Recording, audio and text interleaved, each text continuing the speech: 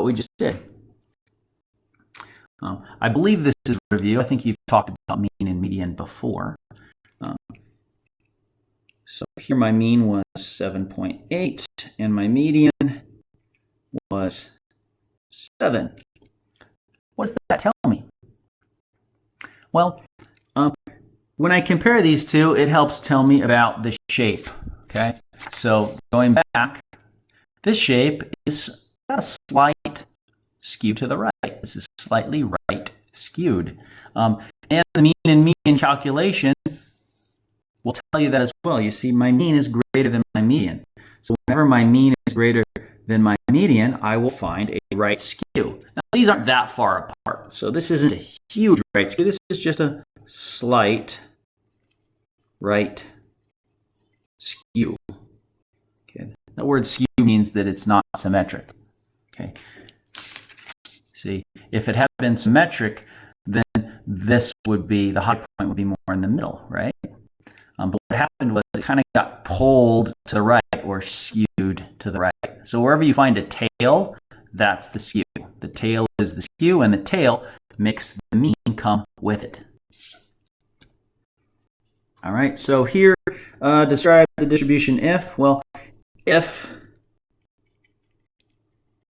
the mean is less than median, that tells me a left skew is present, right? And if the mean is greater, right,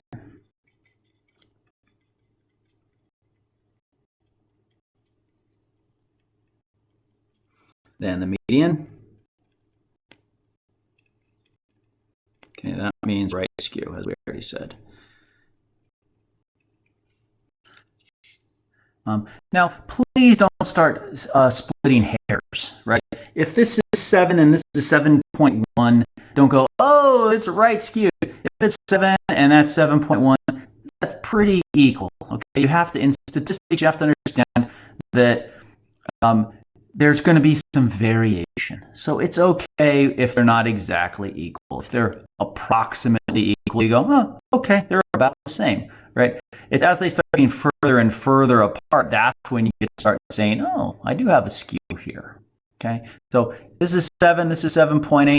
I call that a slight right skew. And that's another reason why we have the graph. The graph verifies. Well, it's a little bit right skewed, but it's not massive. Okay, so those two things go together. Okay, moving on. Here we have a nice big set of data. Look at our N. Our N is 660. Now notice they didn't give me all 660 pieces of data. They were kind, and they already broke it up into a nice frequency table, as well as a relative frequency. So we have both. And they were also really kind in that they graphed it for us. So how nice. And you can see this is relative frequency. That's why these values are all fractional, right? Because relative frequencies can never exceed 1. Okay, you could turn these into percentages if you wanted, right? That'd be 16%, 14%, and so on. Okay, they forgot a title. Would have been nice to have a title there. All right, so looking at the data and the graph, what does the relative frequency of 0.136 mean for a height of 32 centimeters? So there you are, 32 centimeters. We had 90 pieces of data there. Relative frequency was 0.136. Well, that means 13.6% of the data have a height of 32.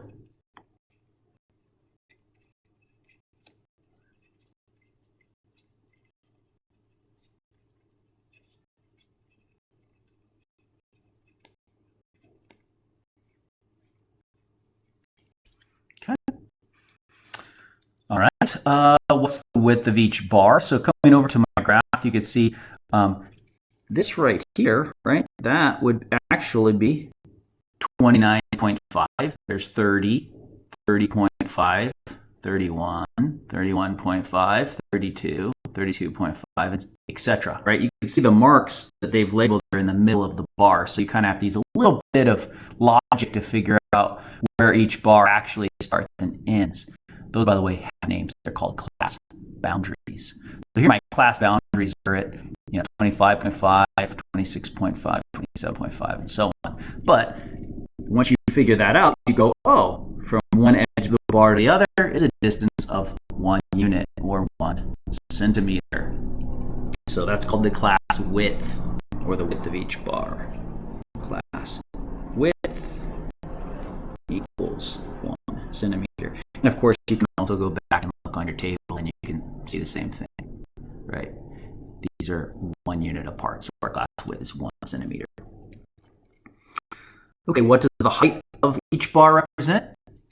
Well, each bar represents the proportion of data that have that height, right? So the height tells us the proportion of data in that class, right? The height of each bar. So, I guess I should have said the height of each bar. Okay, what's the area of the bar that represents Chompies with a height of 32? Well, the area of that bar has a width of 1. It has a height of 0.13, so the area there is 0.13. The area will always equal the relative frequency on a relative frequency histogram. So the area will equal the relative frequency.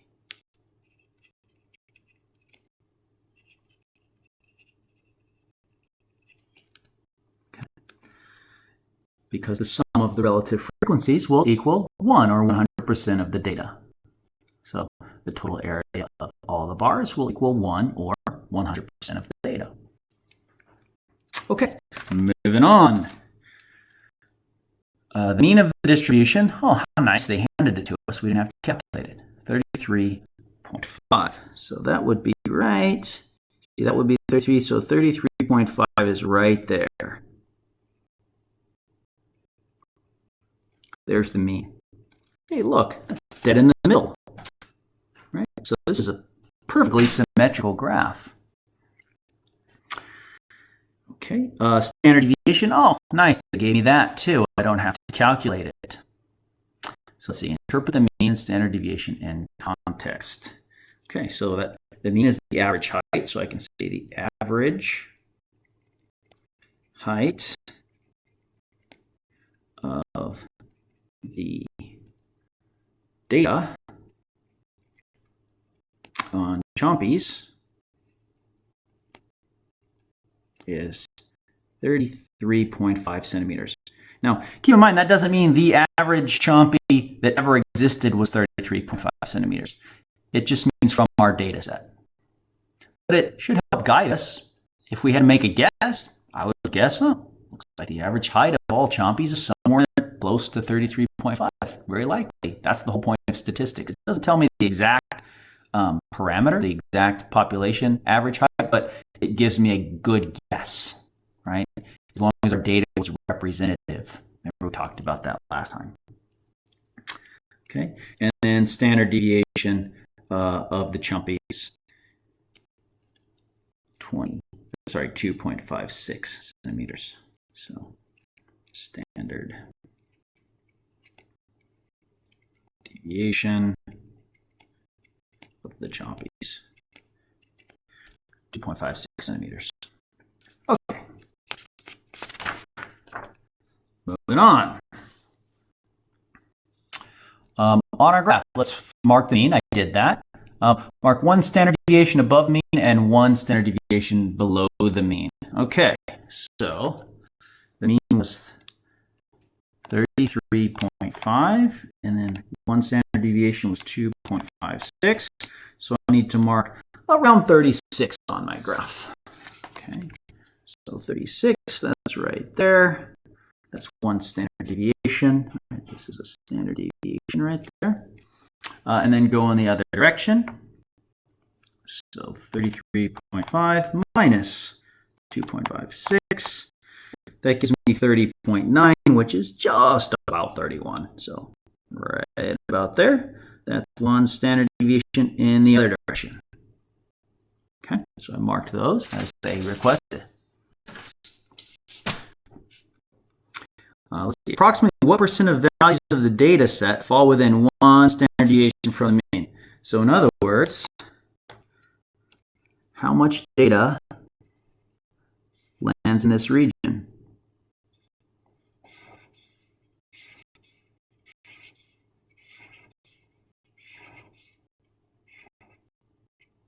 Okay.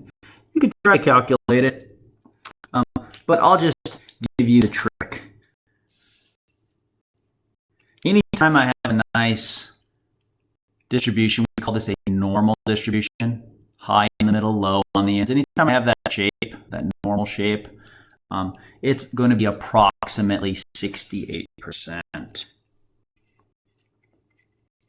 Approximately 68%. Not exactly, but approximately. Okay, next question. Mark two standard deviations. Okay, so go back here. And let's go down another standard deviation. So 28.38. About there. So now this is another standard deviation. So this is two standard deviations, right, from there. Okay, going in the other direction, I had the 36.06 plus the standard deviation. And that puts me at 38.62. So right there, that would be two standard deviations. Okay. Now notice I've got almost all the data now. I've captured almost all of it. There's a little bit on each end that I have left off still. They're really extremely tall and they're really extremely short values are not in there. But I've captured a whole lot of the data. Okay, and that's the question. What percent of the values landed within two standard deviations? Well, again, you could go back and try to calculate it, but I'll tell you the answer. Anytime you have a normal distribution, approximately 95% of the data will land within two standard deviations. So that means I have about 2.5% of the data here that's really tall and about 2.5% of the data over there that's really short comparatively. Okay, number 5, draw a smooth curve and shade the proportions. Oh, I already shaded it, so drawing my smooth curve.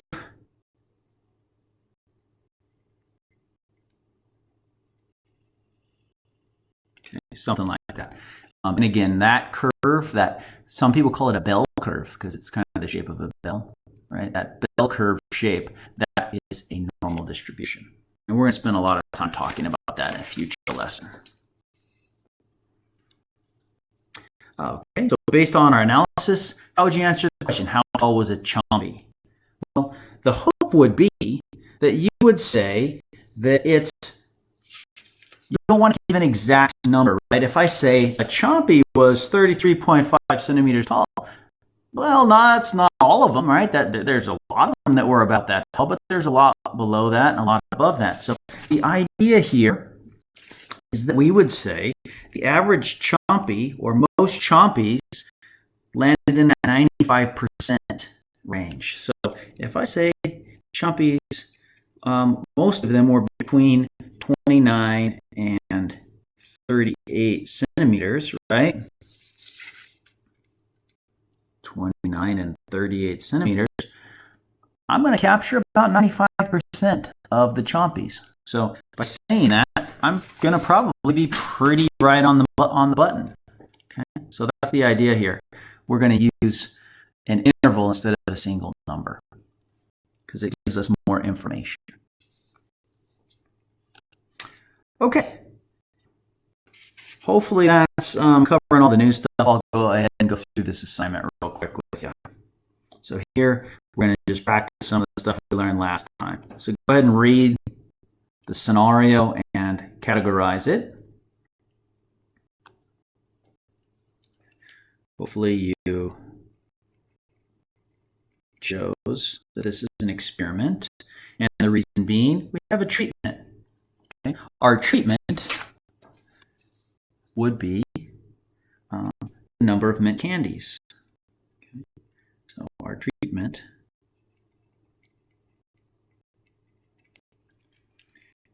is the number of mint candies we use. Mythbusters did this, by the way. If you guys are Mythbusters fans, you could go watch that episode. So now, what's the response to the treatment? Well, the response is how high, right? The response is the height of the soda eruption. Okay. All right, try the next one.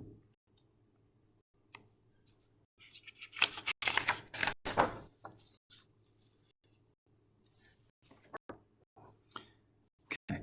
Now, this one is a little bit trickier. It is actually an experiment. Okay.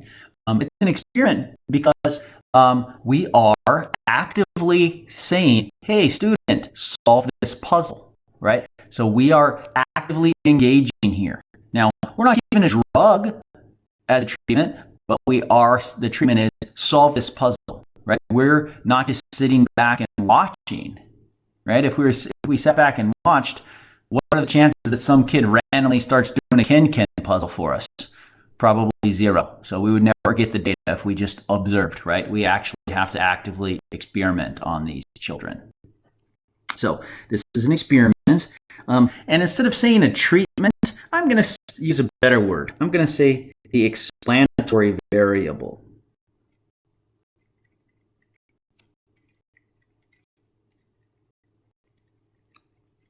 Is gender. We're investigating if gender plays a role in the time it takes. Okay, so I don't really like the word treatment because in some experiments like this one, the treatment is not medical treatment, right? So a more general term we would use is explanatory variable, and then the response variable, right? Hopefully, the explanatory variable explains the response, right? That's why we use these words. So in this case, the response variable is the time. Okay, so quick review there. Okay, so now we have a couple extra problems here just for practice. You'll notice we nicely put these, or Mr. Nguyen nicely put these values in order for you to save some time. And so then you can just come down here and make your relative frequency table. So count up how many pieces of data. Oh, he even told you right there. N is 40. Okay. So there's your sample size. Find your smallest right there. Find your largest right there. So that's roughly 5 units. And then that's how you would pick intervals. So you could see Mr. Nguyen even pick the intervals for you. So just count up how many landed in each interval.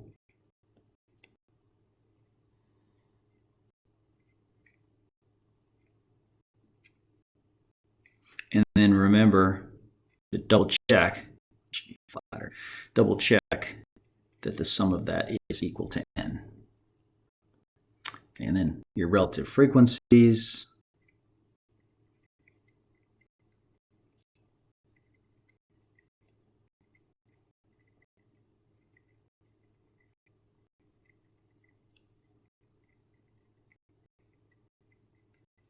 And the sum of all those is, of course, 100%. All right, so then you come over here to the histogram. I already set up my scales. There wasn't much room down here. Don't know if you can read that, but did my best. Draw your bars. So that one's 1. We have 2. We jump all the way up to 11. And then 18.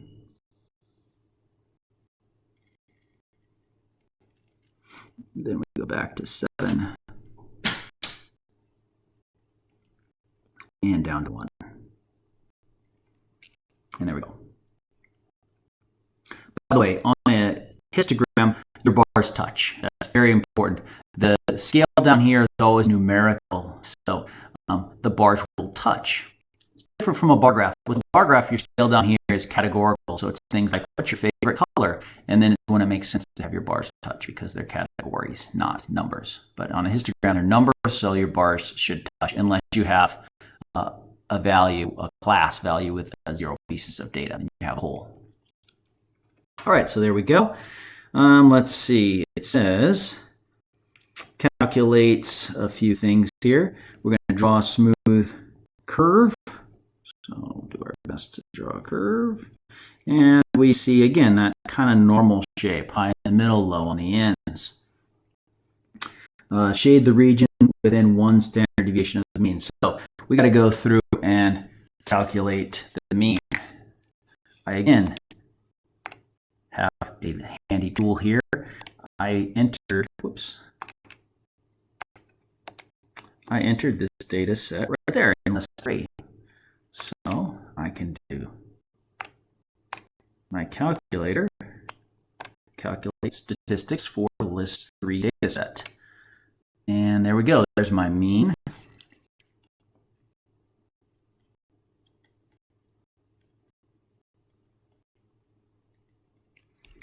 And my standard deviation.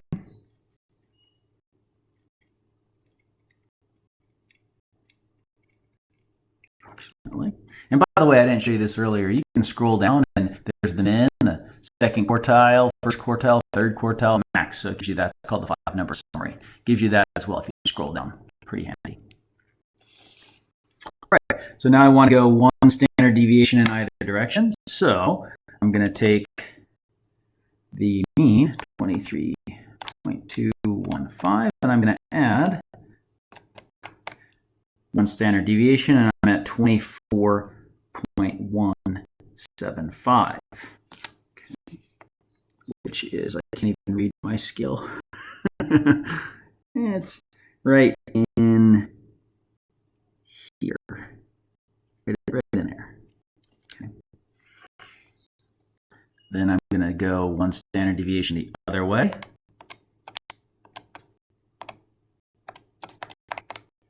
And I get 22.255, which is right about in there. Okay. So in other words, my mean plus or minus 1 standard deviation gave me this interval, 22.255 to 24.175. Okay. And now the question is, what percent of the data landed within that window? Well, let's count.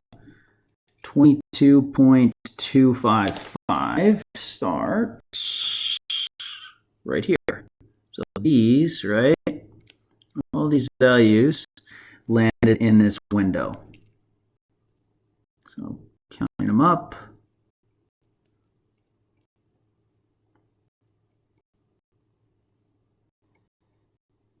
Right there. I stop right there because 24.4 is now too big. I'm outside the window.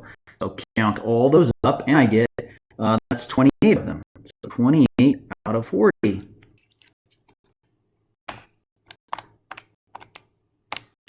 That's 70%.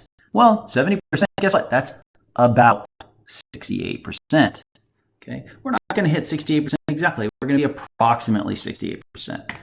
Okay, now continue, do the same thing for 2 standard deviations. So take those same values and go 1 more standard deviation. So 22.255 minus 0.96.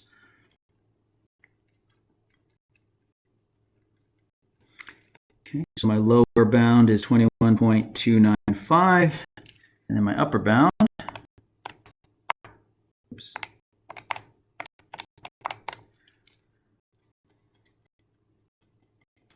95.135. So go back to your list, count up how many pieces of data landed in that interval, and you should get 38 of them, which is exactly 0.95 or 95%. Okay. Again, think approximately. In this case, we hit it exactly, but normally we're going to be around 95%. We'll be approximately there. Okay, go ahead and try that last one on your own.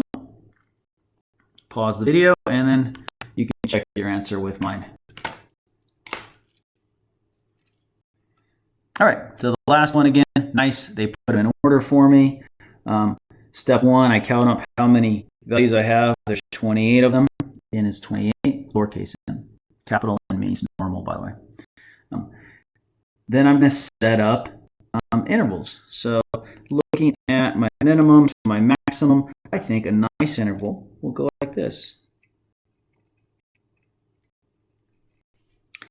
And then 4.9 to 4.94.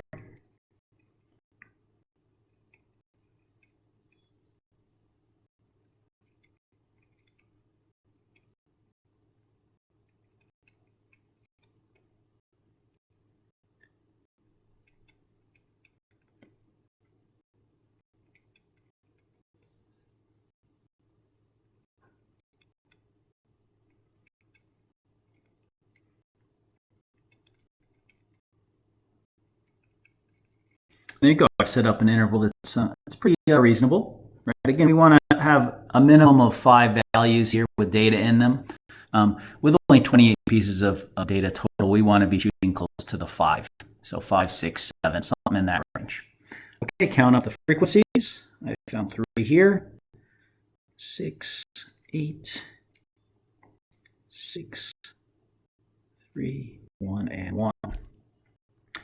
Relatives of 28. Oh, and of course the sum, very messy. The sum is 28 here.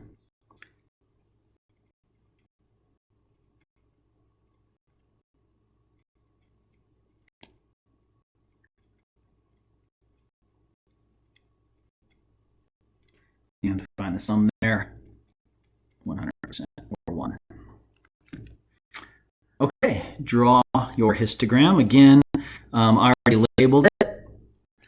Make sure to label your horizontal, your vertical and your horizontal axes, actually my axes. So this one's 3 out there, and 6, and 8,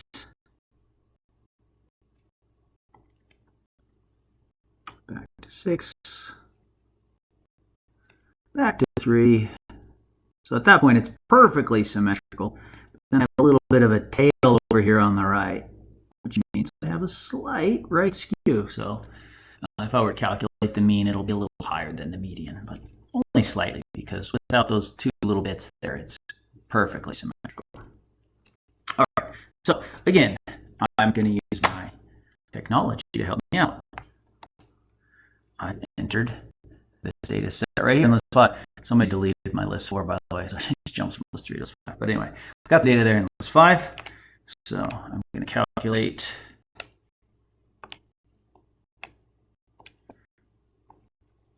my mean of 4.98. My sigma, or standard deviation, is 0.07. Okay, so now getting my intervals. My mean plus or minus 1 standard deviation gives me an interval of 4.91 to 5.05. Okay. Now I go back and count for that interval.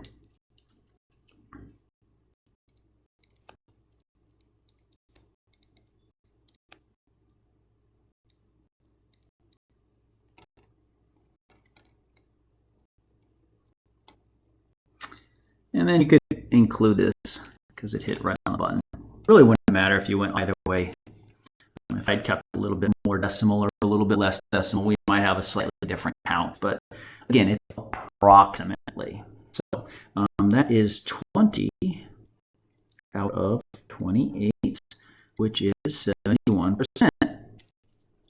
About 68%. Okay, do the 2 standard deviation thing. We get this interval.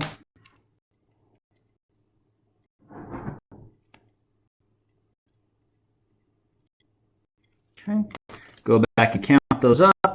We'll find that 27 out of 28 pieces of our data landed within 2 standard deviations of the mean, which is 96%, about 95%, like we thought, because again, this is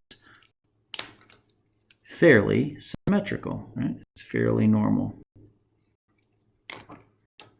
Oh, and drawing, they wanted me to highlight some things, so highlight